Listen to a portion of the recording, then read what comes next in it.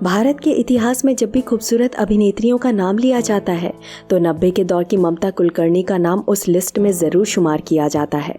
1992 से लेकर 2000 तक टेलीविजन का बड़ा बोलबाला था। 90 के दशक की सुपरहिट फिल्में टीवी पर बार बार चलाई गईं। इसका फायदा 1999 से पहले अपने करियर से हाथ धो बैठे उन कलाकारों को हुआ जिन्हें दोबारा स्टारडम देखने की उम्मीद भी नहीं थी। सबसे बड़ा उदाहरण तो अपने अमित जी हैं, लेकिन ऐसे कलाकार भी थे जिनकी फिल्में टीवी पर खूब चलीं, लेकिन असल जिंदगी में उनका जीवन अमिताभ की तरह परिवर्तित नहीं हुआ। वो कलाकार हैं बहुत ही कमाल की खूबसूरत अभिनेत्री ममता कुलकर्णी। ममता कुलकर्णी का नाम लेते ही आंखों के सामने उनकी खूबसूरत छवि सामने आती है। उनका डायलॉग बोलना, डांस करना, हीरो के साथ रोमांस करना और कभी कभी लड़ाई करना, सब कुछ लाजवाब था। उनके घने बाल, फैशनेबल कपड़े और तेज गति के साथ डायलॉग बोलने की आदत से नौजवान मर मिटने के लिए भी तैयार थे।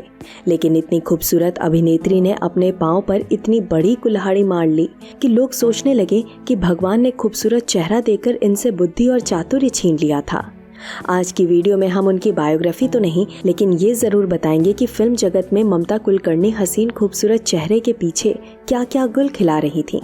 एक मराठी ब्राह्मण परिवार में जन्मी प्रियदर्शनी उर्फ ममता शुरू से ही जिद्दी और मेहनती लड़की थी। 20 अप्रैल 1972 को उनका जन्म हुआ था। मुंबई शहर के अंधेरी नजदीक वर्सोवा इलाके में उनका बचपन बीता। उनके पिताजी मुकुंद कुलकर्णी मुंबई के कमिश्नर रह चुके थे, तो वहीं उनकी माताजी पुराने जमाने की बहुत ही लोकप्रिय अभिनेत्री उषा किरण की बहन थी।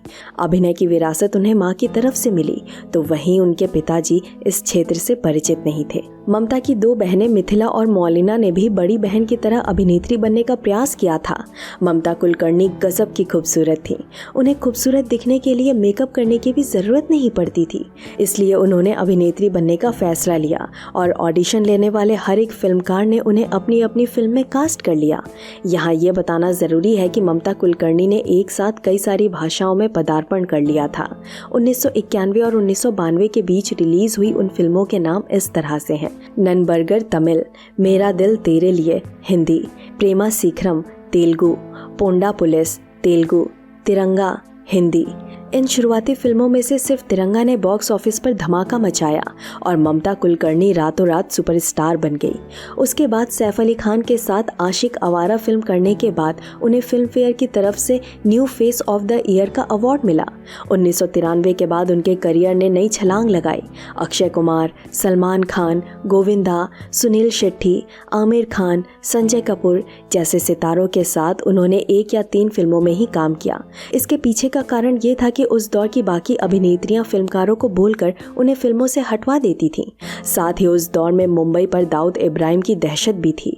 दाऊद सीधे सीधे पूरे बॉलीवुड को कंट्रोल करना चाहता था, इसलिए उसने और उसके गैंग के सदस्यों को फिल्म जगत की ऐसी अभिनेत्रियों को टारगेट किया जिन्हें गॉडफादर की जरूरत थी।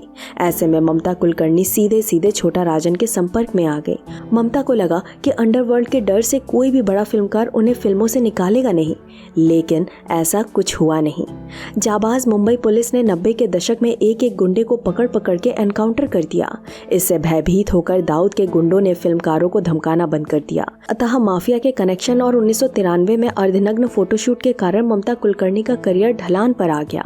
1993 में ममता ने स्टारडम मैगजीन के लिए अर्धनग्न होकर फोटोशूट कराया था। इससे आम जनता भड़क गई और बहुत से लोगों ने ममता के खिलाफ FIR दर्ज कराई। बाद में कोर्ट ने ममता कुलकर्णी पर जुर्माना भी ठोक दिया। इसी सिलसिले में एक दिन वो बुर्का पहनकर कोर्ट आई थी। इस छोटी सी बात को मुस्लिम समाज के लोगों ने मिर्च मसाला लगाकर खूब उछाला। ममता कुलकर्णी जितनी दिखने में खूबसूरत हैं, उतनी ही बातचीत में बुरी हैं। उन्होंने महान फिल्मकार राजकुमार संतोषी को खूब टारगेट किया। चाइना गेट फिल्म के लिए संतोषी ने पहले ममता को ही कास्ट किया था, लेकिन बाद में उन्होंने वो रोल उर्मिला मातोंडकर को दे दिया। इस बात से नाराज होकर ममता ने उन्हें सबक सिखाने के लिए माफिया के गुंडों का सहारा लिया। कुछ दिन बाद दाऊद के गुंडे संतोषी को फोन करके परेशान करने लगे और आखिरकार संतोषी ने उन्हें दोबारा कास्ट कर लिया। इस तरह की हरकत करके ममता ने साबित कर दिया कि उनके विचार करने की शक्ति बड़ी कमजोर है। और तो और इससे पहले के फिल्मकारों के साथ भी ममता ने इसी तरह की हरकत की हुई थी। इस वजह से साल 1997 के बाद कोई भी बड़ा फिल्मकार ममता कुलकर्णी के आसपास भी नहीं जाता था। ममता कुलकर्णी जवान थी, खूबसूरत थी और उम्र भी छोटी थी, लेकिन उनका बर्ताव बिल्कुल मवालियों की तरह था। इस वजह से सलमान खान और अक्षय कुमार जैसे मेगा स्टार कलाकार उनके साथ 2 से अधिक फिल्मों में काम नहीं कर पाए। चाइना गेट 1998 में रिलीज हुई थी। इस फिल्म ने शुरू के दिनों में अच्छा प्रदर्शन नहीं किया, लेकिन फ्लॉप होने के बाद इस फिल्म ने कई सारे अवार्ड जीते और टीवी के जरिए सारी लागत वसूल हो गई। लेकिन इस बीच ममता कुलकर्णी ने मीडिया में ये बताकर तहलका मचा दिया कि राजकुमार संतोषी ने उन्हें न सिर्फ सेक्सुअली हैरेस किया बल्कि फिल्म के कई सारे शॉट्स भी निकाल दिए। इस स्टेटमेंट के बाद आम जनता और बाकी फिल्मकार तथा कलाकारों ने ममता की बातों पर ज्यादा ध्यान नहीं दिया, क्योंकि सभी लोगों ने ममता कुलकर्णी का घमंड और करतूते देख रखे थे।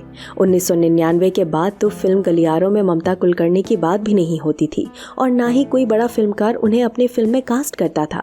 इस वजह से ममता कुलकर्णी दुबई जाकर शो करने लगी। वहां उनका एक दोस्त दुबई की जेल में सजा काट रहा था। कथित तौर पर उसका नाम विक्की गोस्वामी बताया जाता है, लेकिन ऐसा भी माना जाता है कि वो मुस्लिम है। बेशक विक्की और ममता की मुलाकात 1995 में हो चुकी थी। दुबई में उसका एक होटल भी था और सबसे बड़ी बात तो ये थी कि विक्की असलियत में ड्रग तस्कर था। माफिया से जुड़ने के बाद ममता कुलकर्णी तुरंत ही हसीन गुंडी बन चुकी थी। इस वजह से ममता ने विक्की को अपना बॉयफ्रेंड बना लिया। जिस वक्त से ममता का बॉलीवुड में काम तमाम होने लगा, उस वक्त से ही दुबई पुलिस विक्की को जेल पहुंचाने की तैयारी में लग चुकी थी। साल 1997 में विक्की गोस्वामी को अरेस्ट किया गया और ड्रग्स की तस्करी के आरोप में आजीवन कारावास की सजा सुनाई गई। विक्की के जेल जाने के बाद दाऊद के गुंडों ने एक ऐसे इंसान को ढूंढ लिया जो विक्की की जगह ले सके। ऐसे में करियर बर्बाद करने के बाद ममता कुलकर्णी दुबई में ही बस चुकी थी। यहाँ कुछ शोज करने के बाद वो इस प्रकार से गायब हुई कि उनकी एक झलक पाने के लिए भी लोग तरसने लगे। ऐसा माना जाता है कि 2002 के बाद ममता कुलकर्णी काले धंधे करने में पूरी तरह से माहिर बन चुकी थी। एक खूबसूरत चेहरे के पीछे इतना खूंखार दाना हो सकता है, इस बात पर यकीन करना नामुमकिन है, लेकिन हकीकत तो यही था। एक जमाने की हसीन अदाकारा अब ड्रग तस्कर विभाग की डॉन बन चुकी थी। विक्की की जगह आकर उन्होंने क्या क्या किया ये बताना तो नामुमकिन है, लेकिन उसका मकसद विक्की को जेल से बाहर लाना भी था। इस काम में उन्हें कामयाबी भी मिली और 2012 के साल में विक्की को जमानत मिल गई। उसके बाद वे दोनों दुबई से निकलकर केन्या आ गए और एक साथ ड्रग तस्करी का काम करने लगे। 4 साल बीतने के बाद भारत और अमेरिकन एजेंसी को भी भारत में बहुत बड़ी तस्करी होने के सबूत मिलने लगे। नारकोटिक्स विभाग के जवानों को केन्या के रहने वाले लोगों की जानकारी मिली, जो भारत के कुछ लोगों के साथ मिलकर लगभग 2000 करोड़ रुपए का ड्रग्स बनाने वाले थे। नारकोटिक्स अफसरों ने बहुत सारे विदेशी लोगों को गिरफ्तार किया। इस गिरफ्तारी में उन्हें ये भी खबर मिली कि केन्या में बैठकर खुद ममता कुलकर्णी और उनके पति विक्की गोस्वामी इस घटना को अंजाम तक लेकर जाने वाले थे। विक्की के खिलाफ सबूत मिलते ही अमेरिकन सरकार ने उसे मोस्ट वांटेड की सूची में रख दिया और तब से विक्की गोस्वामी फरार है। विक्की फरार होते ही महाराष्ट्र पुलिस ने भी ममता कुलकर्णी को वांटेड घोषित कर दिया। 2016 में ममता को गिरफ्तार करने की पहल शुरू होते ही फिल्म जगत में हंगामा मच गया, लेकिन ममता कुलकर्णी को हमदर्दी दिखाने वाला यहाँ कोई नहीं था। सबसे पहले पुलिस ने ममता कुलकर्णी की सारी जायदाद जब्त कर ली और उनके वर्सोवा वाले घर के दरवाजे पर नोटिस का कागज चिपका दिया। भारत में हो रही कार्रवाई को देखकर ममता कुलकर्णी ने बहुत बड़ी योजना बनाई और उस योजना को अंजाम देने में सफल भी हो गई। काला काम करने वाले लोग अक्सर दान धर्म और साधु महात्माओं का वेश धारण कर लेते हैं। ममता ने भी यही कर लिया और खुद को साध्वी घोषित करके उन्होंने इंस्टाग्राम के जरिए लोगों को ये बताया कि वो 2002 से ही सन्यासी की तरह जिंदगी बिता रही हैं।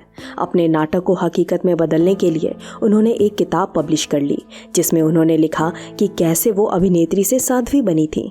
उस किताब का नाम है ऑटोबायोग्राफी ऑफ एन योगिनी। इस किताब में उन्होंने लिखा है कि एक गगनगिरी नामक एक संत से प्रभावित होकर उन्होंने साध्वी बनने का फैसला लिया था। उन्होंने ये भी लिखा है कि वो एक अभिनेत्री बनना नहीं चाहती थी, लेकिन उनकी माँ का सपना पूरा करने के लिए वो फिल्म जगत में आई थी। इसके अलावा उन्होंने एक कमाल का वाक्य लिखा है और वो ये है कि एक दिन ममता मॉरिशस के बीच पर बैठी थी। वहाँ उन्होंने सूरज को अपनी जगह से हिलते हुए देखा। ममता के अनुसार सूरज ने उसके सामने चक्कर लगाए। इसके बाद ममता लिखती हैं कि उन्होंने ये किस्सा एक साध्वी को सुनाया। उस साध्वी ने उन्हें कहा कि भगवान तुम्हें बुला रहे हैं। खैर, ममता कुलकर्णी साध्वी हैं कि नहीं ये उनके वीडियो से पता चल जाता है, लेकिन अगस्त 2024 में उन्हें खुशखबरी मिल गई। 7 अगस्त को हाई कोर्ट ने ममता कुलकर्णी के खिलाफ लिखी कई एफआईआर रद्द करने के आदेश दे दिए। दरअसल कोर्ट के पास ममता कुलकर्णी के खिलाफ कोई ठोस सबूत नहीं थे, इसलिए उन्हें इस तस्करी से रिहा कर दिया गया। 2017 में ही ममता कुलकर्णी ने एफआईआर के खिलाफ हाई कोर्ट के दरवाजे खटखटाए थे। ममता कुलकर्णी ने कोर्ट में ये साबित कर दिया कि इस तस्करी का उनसे कोई लेना देना नहीं है, और इस बात को भी साबित कर दिया कि विक्की गोस्वामी को वो सिर्फ जानती हैं। शादी की बात खारिज करते हुए उन्होंने ये भी मान लिया कि वो उनका एक जमाने में पार्टनर था।